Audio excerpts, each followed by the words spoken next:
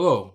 Today's story is from the ebook called Star Wars Evolved Episode 1, The Dark Spirit of Darth Vader.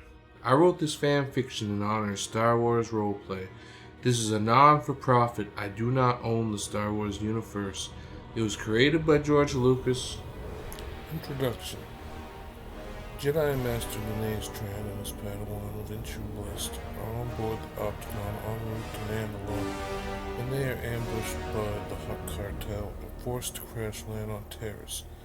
Their escape pods lead them on a wild goose chase to get off Terrace, leading them to Kessel. With the help of smuggler Brando Silva, they return to Coruscant. Today tell the Jedi Council what has happened, and then they travel to Mandalore, rescuing the Senator and preparing to reclaim Mandalore from the Crusade, a group of Mandalorian rebels who want to see a return to the Death Watch. As the Mandalorian crisis unfolds, the Dark Lord of the Sith, Darth Malphus, and his acolyte Cosmos establish their foothold on the ancient Sith world of Korriban and mingle in the affairs of the ongoing conflict in Mandalorian space. Then the Federation. Cosmos, the acolyte of Darth Malphus, fuels the conflict by attempting to assassinate the Jedi in Jakku and breaking Dazzle Street, the leader of the Crusade, for their own affairs. They travel safely to Concord Dawn.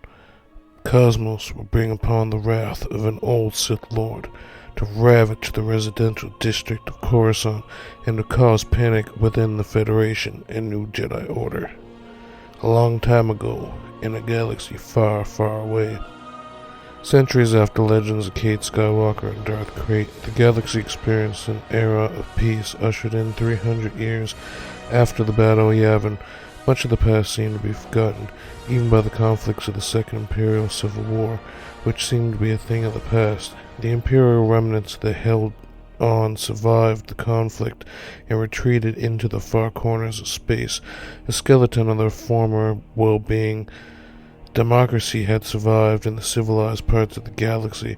Following the end of the war, the New Jedi Order served briefly as peacekeepers, but as the threat of darkness evaporated, the Federation felt that they needed minimal support from the Jedi. In the halls of the Jedi, the Sith are but a whisper of the past. As so, much of the galaxy feels the same way. People barely encounter the Jedi, let alone a Darksider these days, so they have no knowledge of what a Sith may look like. Many parts of the galaxy swing as space swords. It seemed like something out of a legend. Though, through the white quiet noise of dark space, things were unfolding that nobody would understand. The Imperial Remnant and Bastion had held on to his place as a member of the Alliance, but much of their influence had faded. Much like other parts of the galaxy and other factions that once played a big role. The Hutt cartel under Kedik the Hutt had become the dominant force in the galaxy, as many became threatened by the unlawful act of his criminal organization. The Mandalorian people, after generations without Mandalore, would become a republic of their own, forming a democracy system that had led exiled Mandalorians to rebelling and joining the Hutt cartel. A political crisis emerges in Mandalore after the head of the state for the Federation is assassinated. An emergency conference is called on Mandalore, inviting the New Jedi Order.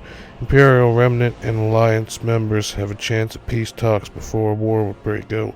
A Jedi Master and a member of the Council by the name of Linnea Tran with his Padawan Vinci Blessed are on a Federation starship when they are ambushed by a Mandalorian gunship and a fleet of cartel ships.